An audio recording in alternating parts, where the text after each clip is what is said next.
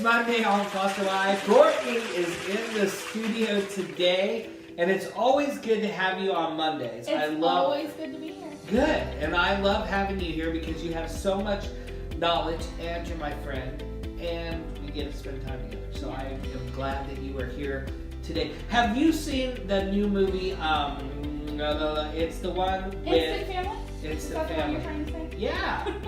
Yeah, I saw it last Friday. And what'd you think? I thought it was really good. Really, really funny. So E and I went and we saw it, and we thought that it was pretty good at being realistic of what it's like to be a foster parent. And so, as far as a caseworker, was it pretty realistic? Not entirely. And mostly because they just didn't show a lot of casework stuff. Right. But there were some things that were not quite realistic, specifically in regards to court and like how quickly kids go home. But well, the kid that was sending the inappropriate pictures to his foster daughter, I think that that's pretty accurate because that's pretty much how I'd probably be. So Yeah. I would probably not like that too much if my daughter got those. So, but I did like it because one thing that I liked about it is it gave a realistic look at it. But two, I just wonder how many people will see that and be like, hey, this is maybe something that we should try or we should do. So yeah, and I think that's kind of the goal. And I really liked how they showed all the different pictures throughout the movie of the different families who've done adoption through foster care. I thought that was interesting. And I understand, and the name is, so the lead is by the Calvin Klein model. What's his name? Mark Wahlberg? Yeah, Marky Mark. I was going to call him Mark. And yeah, so Marky Mark. And I understand he's a really big advocate for foster families.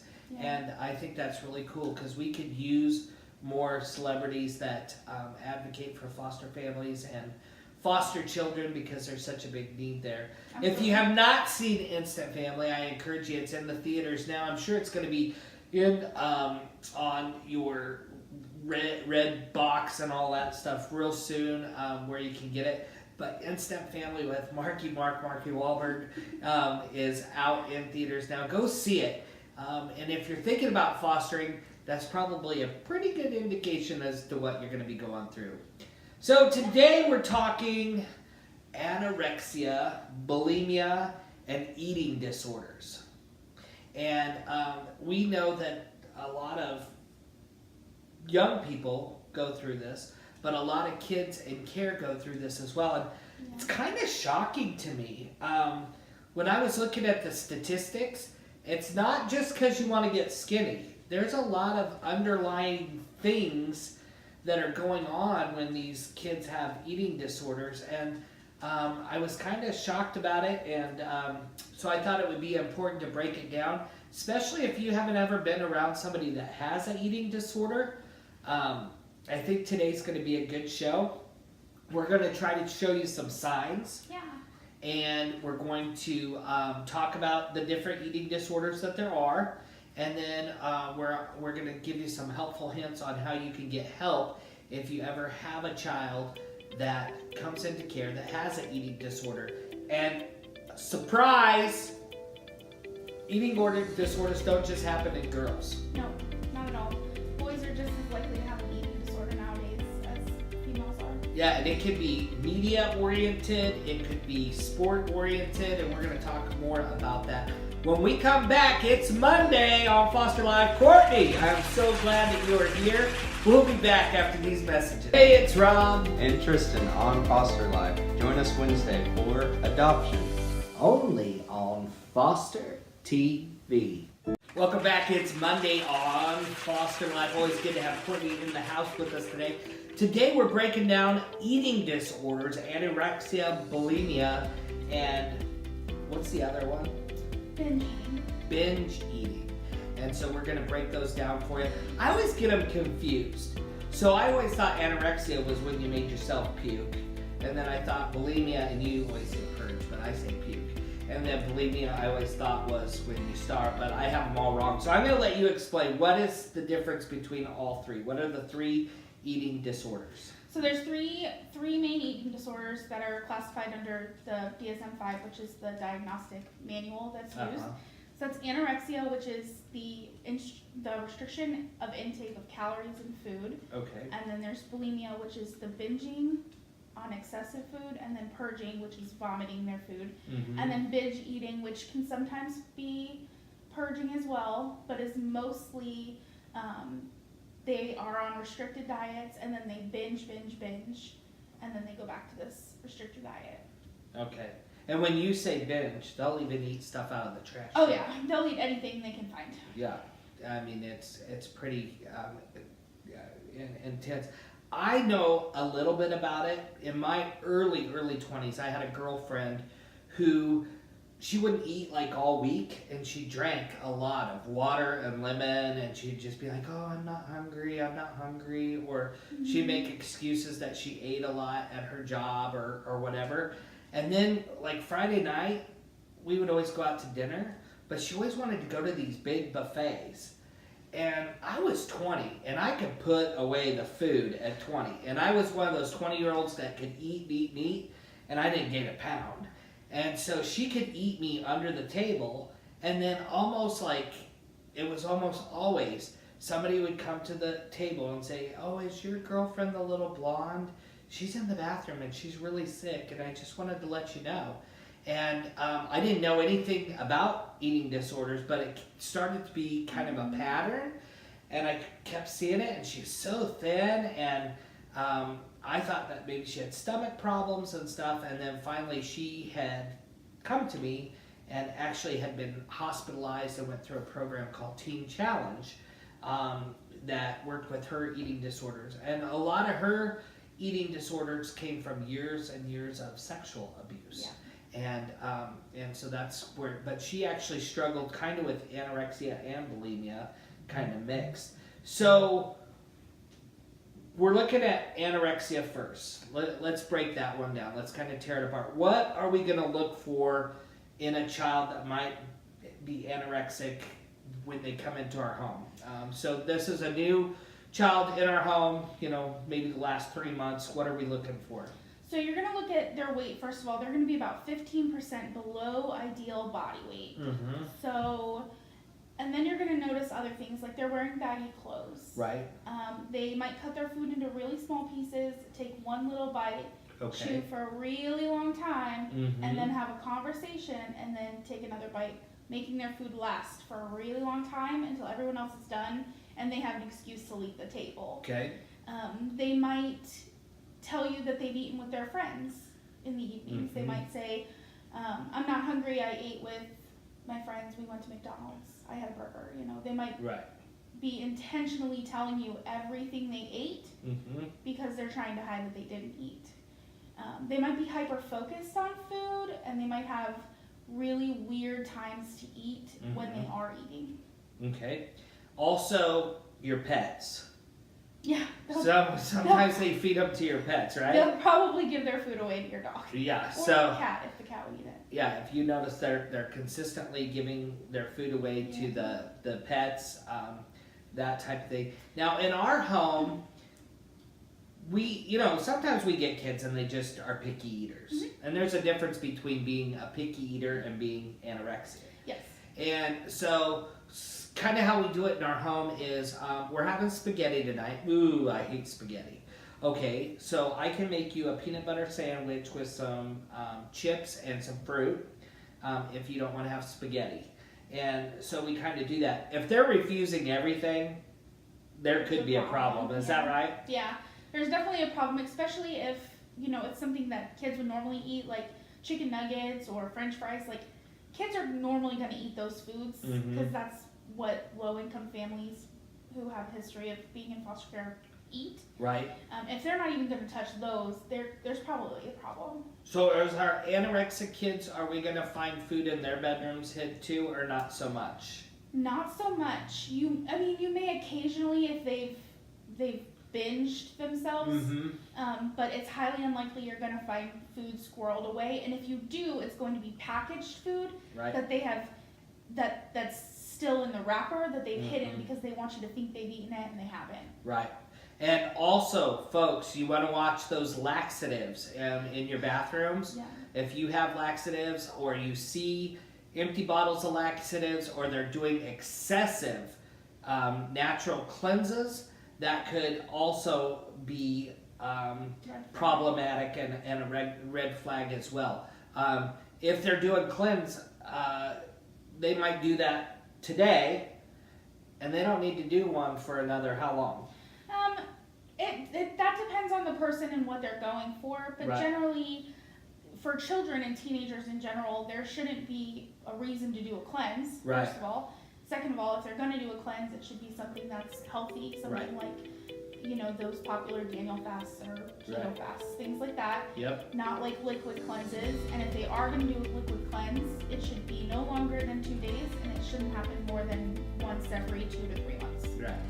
Exactly. When we come down, we're going to come back. We're going to break it down about bulimia, which is totally different than anorexia, right after this on Foster Life. Get involved with the Foster Christmas Challenge. We are. Thanks, son. It is so easy to get involved. Click share on this video right here. And even if you're not able to give this year, or you give to something else at Christmas, by clicking share, we're spreading the word that there's 439,000 foster kids who need Christmas this year. So click share. Then go out and buy a gift from 0 to 19 if you wish, and you can get one thing, many things, 2 things, whatever your heart desires. Then take a short video with your family or yourself and your contribution and post it on the Foster TV Facebook page. And you can make those funny if you want. Then contact your local DFS or family services, or just show up unless it's a holiday, and they'll make sure that your contribution gets to a kid in care right there in your county. So no matter if you live in California, Alaska, Hawaii, Texas, Oklahoma, Missouri, Colorado, anybody can do the Foster Christmas Challenge. Then make sure to go online and challenge 3 of your family and friends to do the same. Let's spread the word. Let's make this thing happen so that 439,000 kids in care who did not choose this life are able to have the Christmas that they deserve. Thanks for your help. We appreciate it. Oh, Courtney is in the house. It's Monday. We're talking eating disorders, anorexia, and bulimia. And we just got done with the anorexia stuff and what to look for. Eating habits. Watch how they're eating. If they're refusing food, eating habits, that's the way to catch these things, because it is dangerous. It is. It's extremely dangerous. Extremely dangerous. In fact, more people die every year from eating disorders than from breast cancer. Wow. That's a shocking fact. Think about that for a minute. So let's talk about bulimia. And what are we going to be looking for in a child or a teenager or a young woman or a young man who is struggling with bulimia? So bulimia is going to be the exact opposite when it comes to food in general. They might diet and restrict their intake, but what you're going to notice is you went to the grocery store this morning, but your whole box of cereal is gone.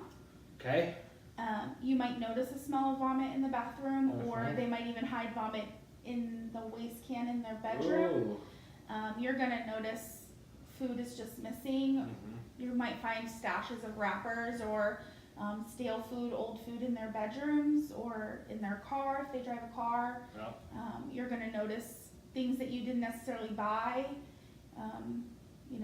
If you don't buy Twinkies and you notice a whole box of Twinkies in the trash can that are gone, we have a problem. Right. And also that moldy cake that you threw away. If you go out to the dumpster later that day and it's gone and you're already suspecting something, they will eat out of the trash can. Yeah, they'll just kind of eat around the stuff that's not so great anymore. Yeah, and that's a part of what we do as well. So what's the difference between bulimia and then the other one? And the binge eating disorder. Yeah, the binge eating. So the main differences between anorexia and bulimia and binge eating is anorexia, they're going to be below weight. Bulimia, they're going to be pretty much at their ideal weight, fluctuating regularly. With binge eating, those are the kids who are most likely overweight, and they're not focusing on losing weight. That's not what the point of this is. It's a comfort thing. They're eating to fill, almost like to fill that hole that's in their heart or their soul or however you want to put it. They're just going to keep eating and eating and eating. In regards to the difference between bulimia and binge eating is there's a purge with bulimia. Like they're not wanting those calories to come in at all. Right. And so they're eating to fill because they're starving. Right. And then they're immediately going and getting rid of those calories so that they don't have them in their body. Okay. Binge eating, there might be a purge, but it's probably more because they're just uncomfortable rather than they're not wanting the calories to come in. So bulimic.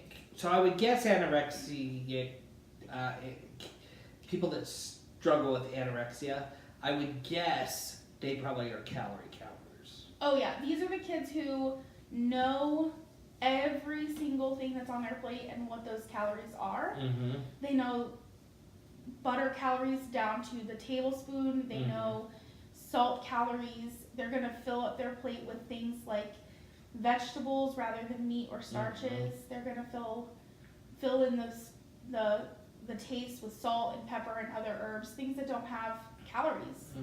They might eat a lot of empty calorie things, celery and cucumbers and hot peppers, because peppers burn calories quicker, and a lot of people that struggle will eat a lot of hot pepper. Now, are your bulimic people, are they calorie counters as well, or not so much because they're just eating a bunch and they're going to get rid of it? No, they're still calorie counters. They're still restrictors. So what happens with bulimia is that they're trying to stick to a normal diet. So they're trying to stay under that 2,000 calorie range. Right. But they're literally starving themselves. Like their bodies need more fuel than that. And so when they get hungry, they're just gonna go and they're gonna binge. And they might eat a bag of Cheetos, and then they might eat a bag of some other type of chip, and then a box of potatoes, and just everything they can get their hands on, and then purge it out because they're so hungry that they don't want those calories. Okay. Well, that gives us a good idea of what to look for. When we come back, we're going to talk about some statistics and then how we can help these bundles of joy that struggle with eating disorders. We'll see you in a minute. Hey, this is Tristan. I've never been a foster kid, but I know many that are in care. Please join us in the Foster Christmas Challenge. Anyone can do it, and it's easy to get involved. Please visit our Foster TV Facebook page. I'll be looking for your video right here.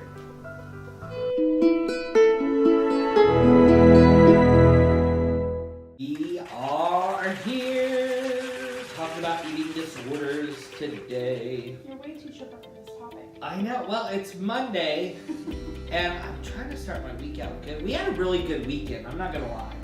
And I've got a lot going on because it's getting ready for the holidays.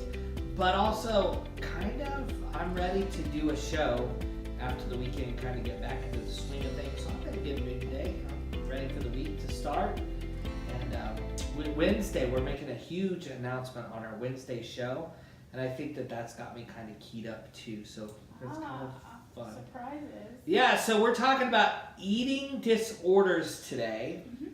And so guys, why would guys have eating disorders? I mean, when I thought about this, I always thought, and this is going to sound really judgmental, but I was like, oh, this is the woman's disease, and it's not really the woman's disease. Everything I've read, I mean, the statistics show that guys are about equal to the girls, if not maybe a little bit more in some areas of the country. So what is it with guys? Tell me. So there's three main things to consider when we're talking about men and eating disorders. First thing is that men are under just as much pressure as women to live a certain way in this culture. And so they have a lot of media influence. I mean, everybody wants to look like, the most famous guy in the country. Yeah, Scott Disick or whatever. Yeah, sure. The other thing is sports. Right. Sports. So we're talking wrestling, we're talking track and field. Especially with wrestlers, it's huge amongst wrestlers. They have to make weight every week to be able to compete. If they can't compete in their normal weight, they have to drop down. They might even have to bump up a weight class, which then goes into the binging section. You know, if they have to, you know, you're going to notice these things. If you have a wrestler at your home, you know that they will wear sweatpants, multiple layers. Right. They will restrict their calories. They'll, you know, drink tons of sports drinks just to feel full. And then once the match is over, then they'll binge. Right. And they'll eat until they're back at their normal weight and until they're satisfied. But then come the next week and they have to drop that weight again. They're back at it. So we're just We're in reinforcing trash that. bags and everything, right? Yeah, and the same thing with track. They, you know, the thinner you are, the leaner you are, the faster you are. Yep. And these parents need to be careful with these coaches. Absolutely. It's your job. If it's getting out of control, Yeah, step in, say something, do something. You know the signs. You're watching your kid beat themselves up over 5 pounds, 8 pounds that is naturally on their body. exactly. But they want to be able to compete, and their coach is saying you can't compete unless you drop the weight. And that's, one, not fair to them, and Right. two, extremely unhealthy. Right. So you need to step in. So with girls and guys, this is really a mental illness, right? Yeah, we don't really know the exact causes of eating disorders or where in the brain that comes from, that Right. need to restrict comes from, but we know that it comes, we know that there are certain triggers, things like trauma, which all of our kids have trauma. Right. We know that. Sexual abuse, we mentioned that. Neglect. Neglect. I mean, they might eat the way that they eat because they don't know any other way to eat. They don't understand. They might have been forced to eat that way, you know. There are a multitude of things that could cause it, but there's no definitive reason why. Right. And sometimes it's really simple. I worked at a residential facility here in my town, and we had a gal that was, you know, high school age, and she kept being admitted into the hospital because she would drop so much weight, and she always wanted me to be her night staff. And so I would go and spend multiple hours. I worked, you know, 16-hour shifts. And so I would spend this time with her, and come to find out, her and I came up with an agreement. I don't eat unless you eat. And so we would both order food, get it, and then we would sit and we would talk and everything. And she kept being admitted, and come to find out what the big problem was is in the residential facility, they had a time limit to eat, and she was just a slow eater. And so the staff would be on her all the time about eating. So she just gave up, and she just quit eating because she didn't want to be griped at and complained about and called slow and all of these nasty things. And so she quit eating. And so once I discovered that and we kind of ripped that layer off, then I was able to go back to the facility and say, okay, I know what the problem is, and they could address it with staff. And she went back, and things were back to normal. Yeah. So sometimes it can be as simple as something like that, but then sometimes it could be really a lot deeper than that, and it's being able to deal with that core issue. And we see this with anything. I mean, when I work with drug addicts or alcoholics or whatever the case may be, it's always those, you got to get down to the core issue, figure out what that is, and then they can be successful in whatever it is that they're dealing with. Yeah. Well, and last week we talked a lot about self-harm, and we talked about how, you know, all of that there's a core issue for. Yep. This is just, I mean, can be put as another form of self-harm. Yep, it is, and it definitely is, and it is so hard on their heart, kidneys, and people die from this. Yeah, it's really hard on the bones too, because Yep. once your blood drops below 1.0% calcium, it starts Right. drawing it out from your bones. Yep. So your bones aren't fully formed until you're 22. So if we're 14 years old and we're drawing that, we're already at a disadvantage, you know, and now we're doing permanent damage to our bones. And this can lead to feeding tubes and all sorts of exhausting things. Yeah. But the number one thing that you need to know as a parent is that if you don't nip it in the bud and if you don't get it taken care of, it will lead to their demise. It will lead to death. And you're gonna have to be the bad guy. You have to. This is not a game. We cannot play with any child. Right. It's a matter of life and death, and we have to set boundaries and be firm on what we're going to eat and when we're going to eat. Right. Exactly. When we come back, we're going to talk about what you can do if you discover your child has an eating disorder. Right here on Foster Life. Hey Robert, join our Foster Christmas Challenge. Just do it. Thanks, son. It is so easy to get involved. Click share on this video right here.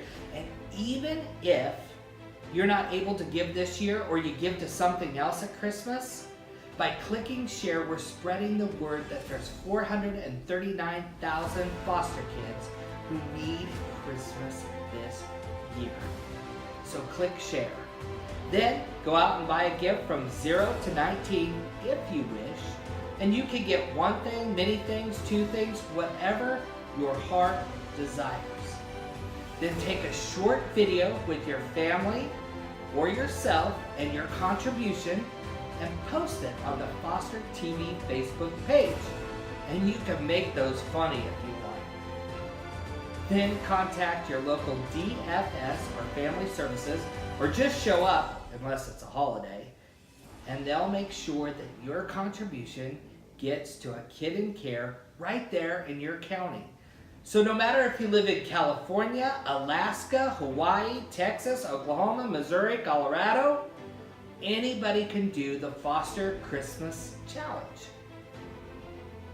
Then make sure to go online and challenge 3 of your family and friends to do the same.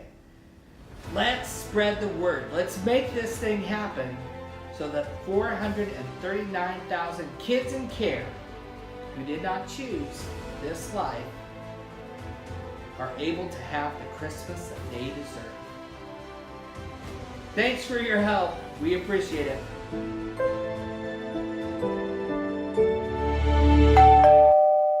We're talking all things eating disorders today on Foster Life: anorexia, bulimia, and binging.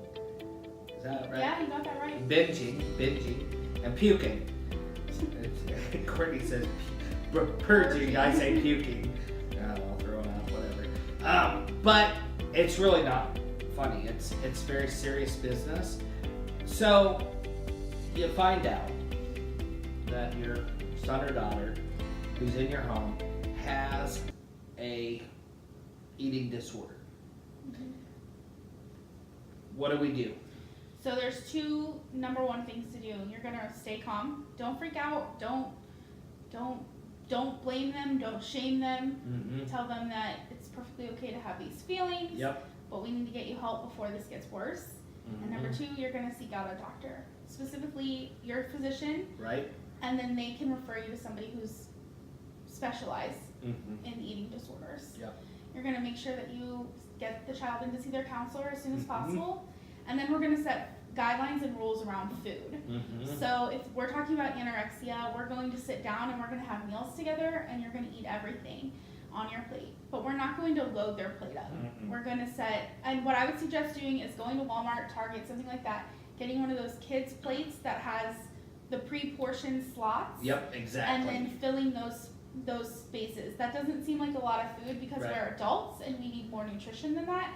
But these are people who have been restricting their calorie intake for so long that their stomachs can't handle more than that. Yep. If you've ever been on a diet and you've only eaten so much and you portioned out, you know that when you go out to a restaurant after you've been on a diet, you'll eat a little bit and you're like, oh my gosh, I'm full. Well, it's the same for them. So, you know, if they're used to eating this much, we're only going to give them this much, and we're going to set goals for them. And they might not be able to eat that whole plate, but we're going to have them eat as much of it as they can. We're going to praise them for doing that. And then we're just going to spend that time with them right after the food has been consumed. Yep. Especially if we have a binging and purging issue, because that's when they're going to purge. Immediately after, and up to 2 hours after they've eaten is when the purging can take place. Yep. So what we're going to make sure, one of the tips that I like to do is that every time that they're going to the bathroom after they've eaten for the next 2 hours, someone's going to stand outside that door, and that child who's in the bathroom is going to talk to you. Yep. They're not going to stop. Once they've stopped, you automatically have a purge issue. They're trying to figure out a way to purge, and we have to then reintegrate food into their system when they come back out, which means they're going to eat a granola bar, they're going to have some kind of food, but they're going to put more calories into their body. Right.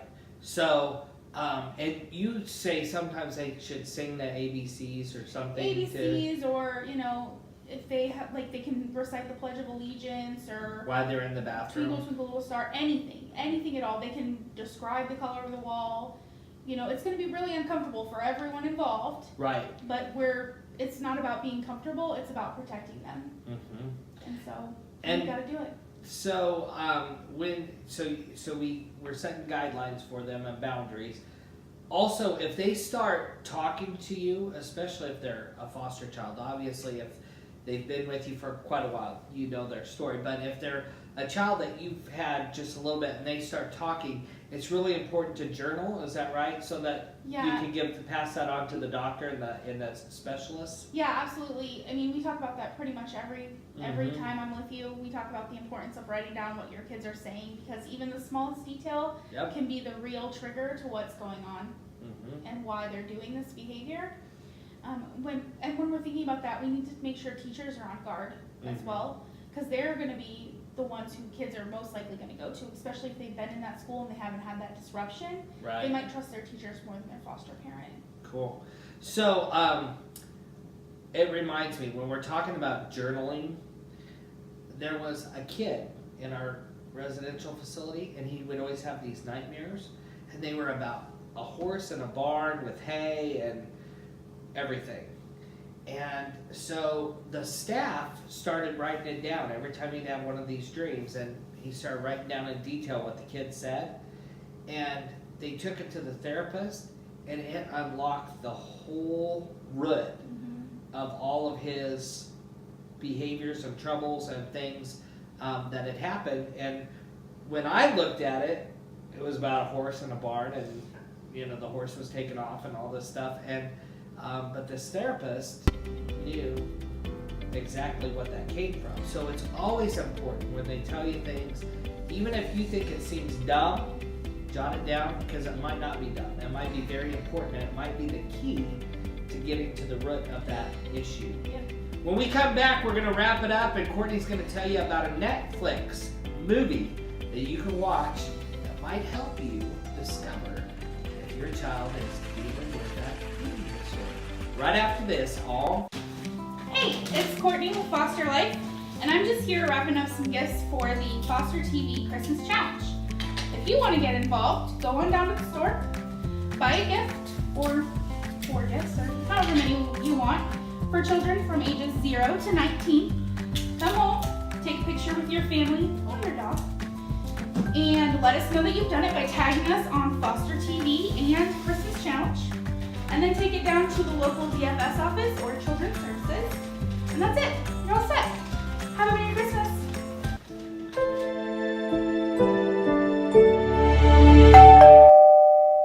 welcome back to Foster Life. We are talking about eating disorders. And so, Courtney, you were telling me during the break earlier today, there's a Netflix, is it a movie? Yeah, it's a movie. It's not like a documentary or anything like that. It's a dramatized movie, so that's something to be aware of.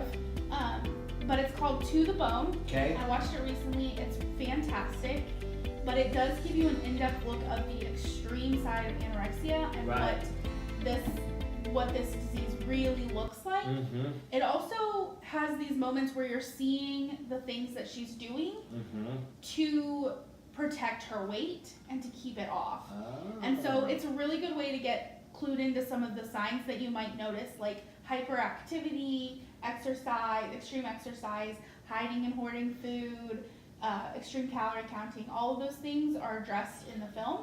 And it's a really great opportunity to like sit down and like really see not only the damage that she's doing to her body with your kiddo, but also just the signs and the symptoms. Right. If you even have a little bit of an inkling that your child is suffering from an eating disorder, seek help. Immediately. Contact your physician and get help immediately, because eating disorders are very, very dangerous, and it's experimenting with stuff that is really hard on the body.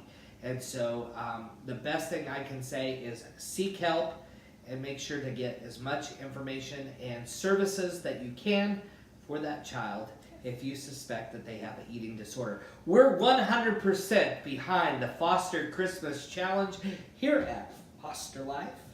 And if you want to get involved, go to our Foster TV Facebook page and click on one of the short videos there. It's going to tell you how you can help get Christmas to 439,000 kids in care this year that are celebrating Christmas or Hanukkah. Or Kwanzaa. And so we want to help them in their celebration to give them the holiday that they deserve this year. Till Wednesday, we have a huge announcement. If you saw Tristan Dunning on our show last Wednesday, he's going to be joining me on this Wednesday, and I think we have some things that we want to talk about. And we're going to be talking about one of my favorite things on Wednesday, and that's adoption, which is always fun. I love it when we get to adopt these little bundles of joy and they become ours and we don't have to worry about anything. And we don't foster to adopt. We foster to lend support and help during a rough time, and our goal is always reunification. But if they come up for adoption and you had them for 2 years, you know that sometimes the best fit is right there in your home. And we'll be talking all things adoption on Wednesday with Tristan right here. Till Wednesday, see ya. Hey everybody, it's Rob. And Tristan on Foster Life, and we want to wish you a Merry Christmas. And a happy Hanukkah right here on Foster TV.